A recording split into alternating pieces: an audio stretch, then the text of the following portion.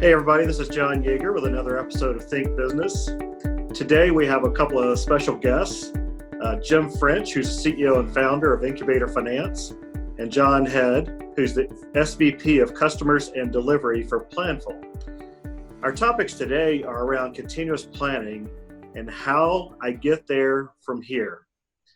So this is very timely in this day and time because of everybody's starting to come out of pandemic and they've got a lot of questions about how they move forward, what the employment looks like, what their financials are going to look like, how can they come back, those kind of things. And so we thought it was a very timely message. So Jim, question for you first. What do you tell people if you think their planning is stuck in neutral? How do we help the clients get out of that position of neutrality and kind of stuck in the mud?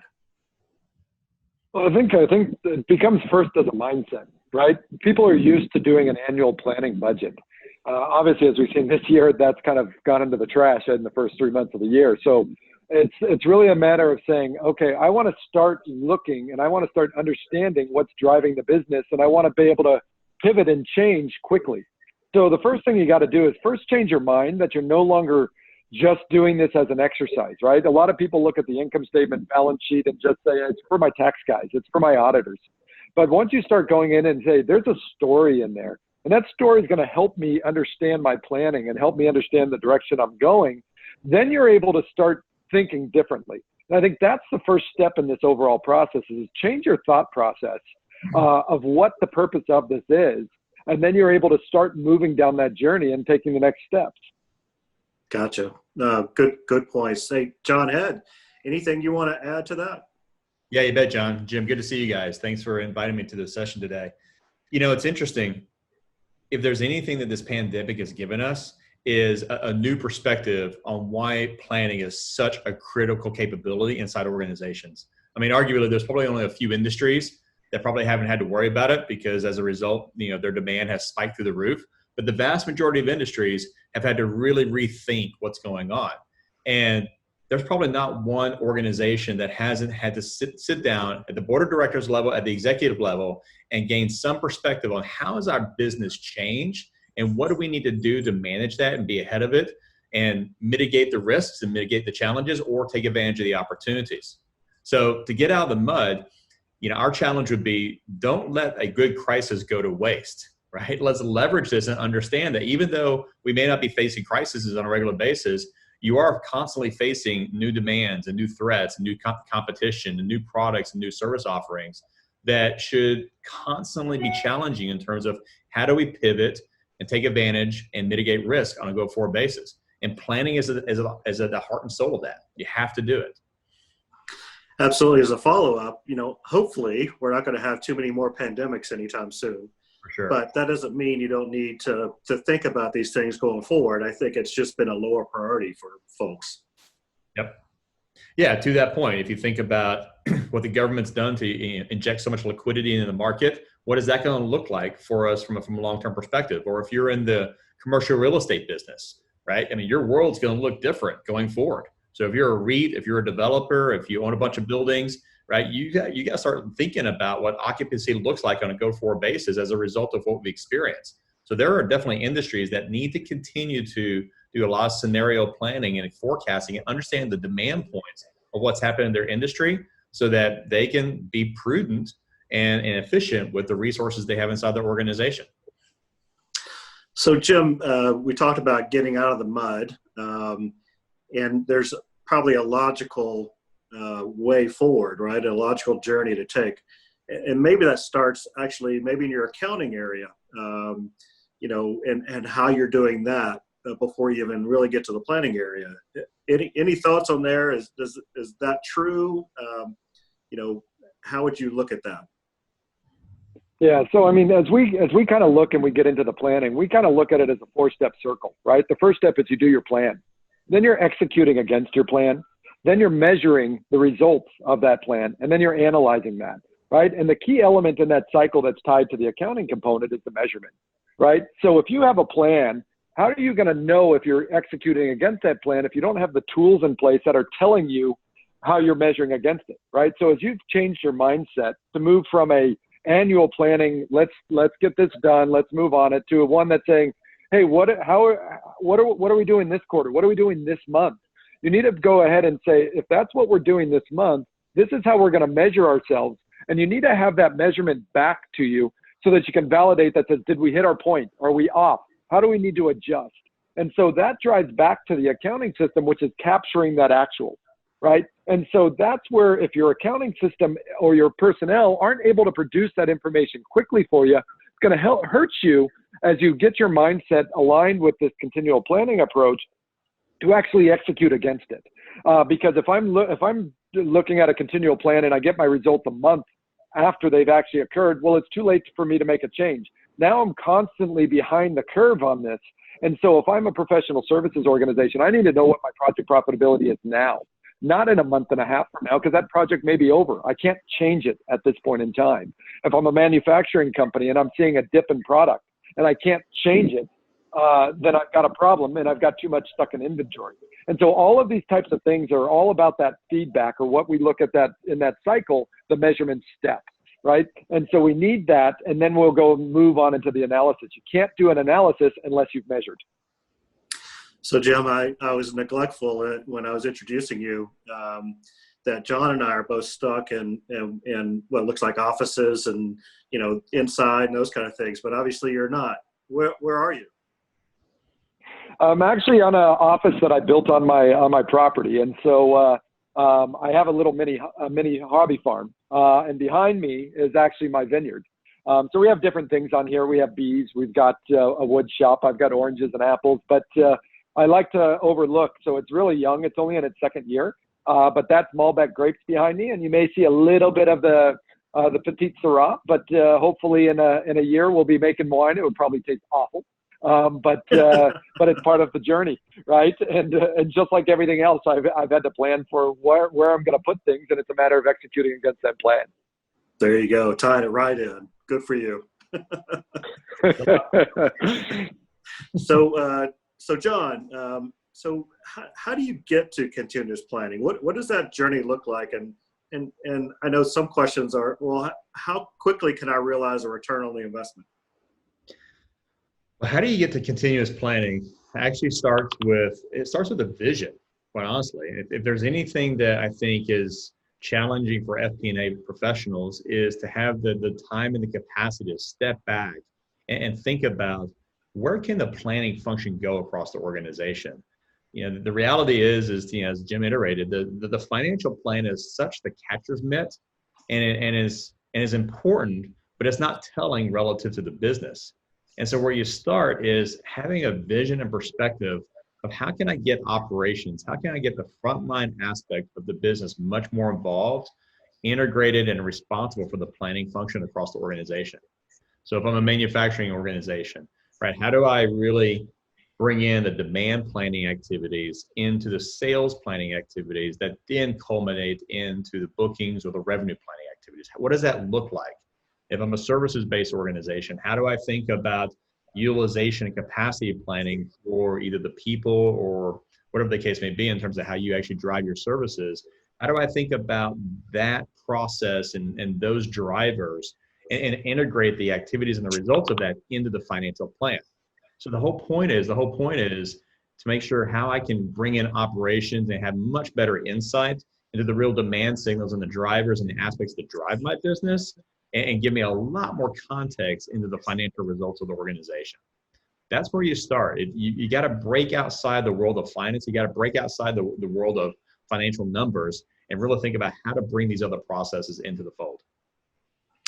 But even more importantly, do you grow grapes? Does Jim grow grapes? No, you, John. I think he's referred to you. Are you growing the grapes out there? I wish. Well, I wish. No, I'm not. My hobbies don't include grapes. They include tennis golf balls. There you go. Well, I know it includes milking animals. Yeah. My hobbies are expense items. It sounds like your hobby is a revenue item, Jim. So that's Mine are a break-even item. Fun for free. There you go. So Jim, anything to add what John was saying? Yeah, I mean, ultimately, you can't, again, once I said it's the vision, right? And as John said, it's building towards that vision. Where I look at it is now, what's the executable steps to get there? And I oftentimes look at everything backwards, right? And at the heart and soul of every business is cash. And so taking little steps to get there is to go out and build a giant model that's going to build yours out. That's going to take months, and it's going to take a while to coordinate all those people. So why not start simple and start with what drives a business, which is a cash flow? Very simple cash flow. I'm not talking about an accountant's cash flow. I'm talking about a business owner's cash flow. What are my inflows? What are my outflows? But even more importantly than that, and because some businesses are doing that, is to actually break that into two components. And as we've seen in the pandemic's time, is that need is greater. Because if I break my cash flow into what I call high probability items, things that I know and can count on are going to keep coming in, and expenses that I know are going to happen every month, rent, hopefully payroll, things like that. Now I'm able to start setting my journey, and I'm actually going to be able to look at my businesses. What is my core business and what is my gamble, right? The things that are lower probability are really gamble. The things that are high probability are not gamble. Those are core to what I'm doing. And so once I've started breaking that out, then I can start building backwards from that model. Is what's driving those inflows? What are the variables that are going into it? How do I model that? And how is that going to affect my income statement at some point, but ultimately driving that cash flow? So if you build from a cash flow backwards, it's going to give you a better idea. And if you're breaking it from high probability to low probability, you're obviously going to focus on high probability items first, and that's going to allow you. So when a pandemic or a change happens, instead of having to figure out what am I going to do, you already know where that baseline is. And you move back to that baseline very quickly, and then you move forward, right? Just like in the military, when they go into a battle, they're not thinking. They've already been built and trained to the point that they're just executing based on those variables. And that's what this continual plan will get you to do, is allow you to go through that. But if you start with the simple steps to move yourself forward, getting a cash flow isn't very difficult, right? You always know where that's coming in, and then expanding on it as you grow, you're going to get a return very quickly. So, John, I know that Planful has introduced their Planful Now concept. I would assume that ties in pretty well with what Jim was just talking about. Yeah, 1,000%. What we've done with Planful Now is to look at the distinct planning, reporting functions and processes across organizations and be more descriptive of how these use cases can come together in an overall continuous planning reporting capability. So, let's use Jim's example of cash flow. So one of them is a direct method cash flow capability, right? Is if I have a mindset of, hey, actually, I need to better enable and stand up and put a lot more integrity around the direct method cash forecasting and kind of liquidity measures we need to have. Let me identify that use case and capability as part of our overall planning function. And then you can go upstream from that standpoint. If I have that as kind of the fundamental catcher's mitt around cash flow, I can go upstream from there and actually identify what's the driver-based revenue planning activities for my organization. So that's kind of the leading side of it. Cash flows on the back end. That all culminates together in the monthly, quarterly, annual financial planning function. So begin to think about the various different processes, and Planful Now allows organizations to think about those in much more distinct use cases and the integration of those use cases that brings a lot of value to companies. That's exactly what it is. So very similar to how companies go and actually think about ERP systems. I've got a bunch of sub-ledgers, I have a bunch of operating systems. They all have to culminate into the close process and the general ledger. No different than the planning function. Let's think about all the different activities and use cases around an organization. Let's connect them together so that my plans are so much more rich and have so much more context to what I actually want to see and understand to make decisions against. Gotcha. Jim, anything to add to that? No, as John's pointing out, I mean, it comes down to the plan, right? And what is my staircase to expand and build out my plan? How am I going to get there? What are the steps? What are the drivers? Who's going to be involved? Right? And once you understand those components, now the execution becomes more mechanical, right? Is you got to start from the top level down where the executives are now making that mindset. You then got to figure out who the players are. You got to determine what the tool is, right? And as John puts out there, Planful is helping people take advantage of an enterprise tool to accomplish that, right? Small businesses are using spreadsheets, but you're going to outgrow that. And so you need a tool that's able to build around that process.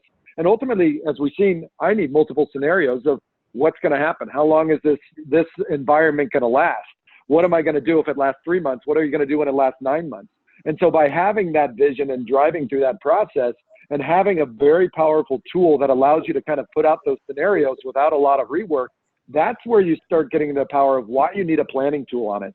Plus also the ability that your actual financial that we talked about earlier, the measuring of the data, can feed directly into that tool. So you've got real-time visibility, right? And if you drive your close process down to a continual close process where you're eliminating that delay, now you're able to execute much quicker. You're able to train your teams against that process, and so that they can execute when they see the trends that you've determined are going to measure your business. Absolutely. I know that's a point you made earlier on that I wanted to come back to, which is the continuous accounting side too. As we see a lot of our clients, they're closing 45, 60 days after month end, and they have no visibility into their day-to-day operations. And so how can you operate in an environment like we have today, or even really a normal environment where there's all kinds of changes going on? So I think it's important to really kind of think about your accounting environment as well as your planning environment as a continuum of information flow and analysis. Yep, it is. Well, I think just to that point, sorry, John, just to that point, is businesses I've seen, because I've seen lots of different industries, been involved in lots of different businesses, is owners are running their business by a gut, right? And that gut can last them up to a certain point in time. And then once they start adding more and more people, that gut can no longer see it. I almost look at it as a spider in the middle of the web, right? They've got their hands on all the different pulses of what's going on. But as those web gets bigger and bigger, they start losing that visibility. And they got to start trusting their managers. By bringing in those tools and bringing in that continual close, they're now able to really get away from managing by gut and managing by systems. And that includes the continual close, the access to data. And if you structure it properly, all of this could all work together seamlessly, providing guardrails so that your accounting people can be monitoring order to cash cycles and understanding if the accounting information is accurate, because now when you've moved to a real-time planning, if that information isn't accurate, you're making bad choices, right? The key is that you're moving from a gut-driven business to actually a numbers-driven business, and having those numbers be more than just an income statement and balance sheet, but a true story of your business.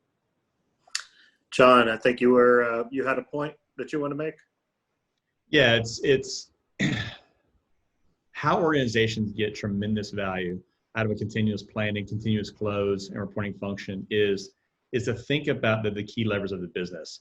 And if I put a system in place, not necessarily a technology system, I mean, it's definitely key to actually have a technology that enables this, but an overall system, an operating system within the organization to understand what really drives the business, plan against those activities, and then actually have metrics, both index metrics and kind of core result metrics coming out of that. The insights you're going to get are so powerful, so powerful. And again, the challenge is for FP&A leaders and others to step back and think about that and take the time to put that in place. But once you get that measurement system in place and your planning activities aligned to it, your ability to be so much more flexible and react to situations like a pandemic or opportunities in the market that may come as a result of this is so much greater than you would have otherwise. Because you can't react and be ready to take advantage based on gut all the time. You really can't.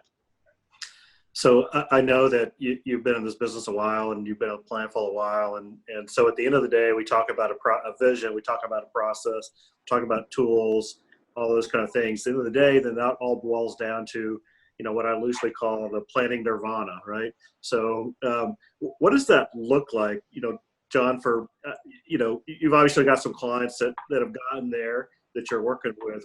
What is their experience when they get to that point? Well, their experience is a number of things. One, FPA is not working nights and weekends to try to execute planning functions, right?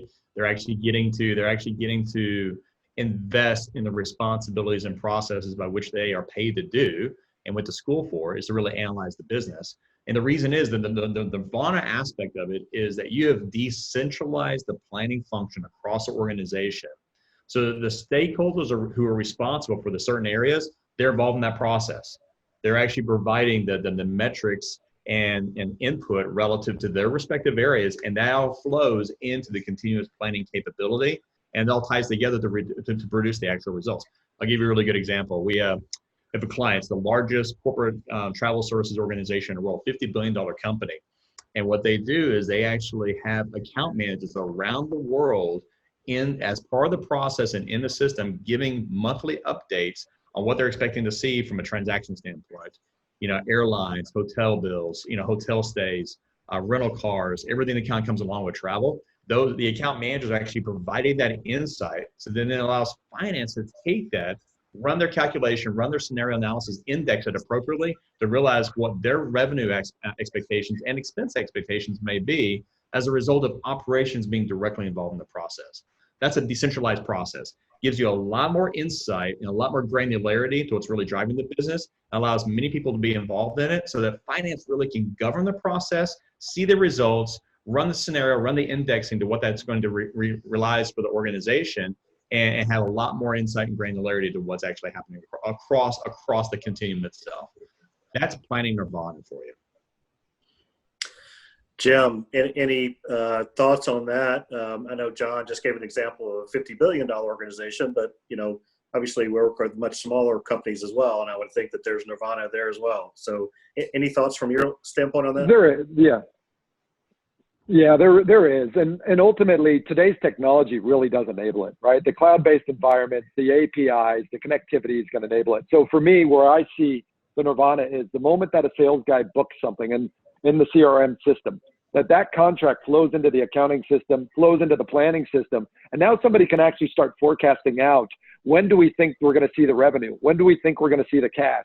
Somebody's able to put the budget in on the project. That flows out. When do we expect that to be spread out, right? So you're getting this instantaneous ability where the data is flowing, because literally, at least in the integrations that we're doing, we're looking at that data is moving between systems every 5 minutes at most, right? So that data is now flowing and people have that visibility. And then you can go ahead and, because you've got that model, you now have got the matrix, you know what the expectation is of, this is what I expect we're going to recognize, this is what I expect those costs. And now that gets pushed back down to the managers that are being held accountable for its delivery. And they're able to see whether they're on target, and they're going to know how to tweak and adjust it because they've been trained to do that. And so that's really what I see as that nirvana of that whole process is, you're going directly from close of sale almost to immediately to planning of how that's going to affect. And ultimately, that's going to allow you to make decisions now that says, I'm seeing a peak in my sales. I can see where the revenue is. I can see where the cash is. Can I afford that extra person? Am I able to make that new gamble into that new division?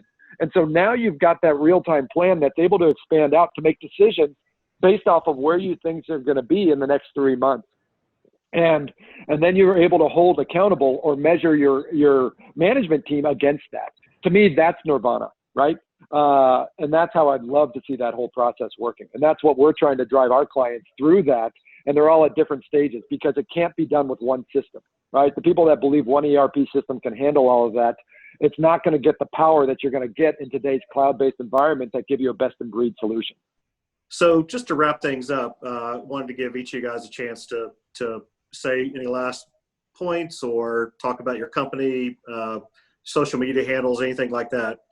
We do have some technical difficulties right now. So Jim, we're not seeing you, but we can hear you. So anything you would like to wrap up with?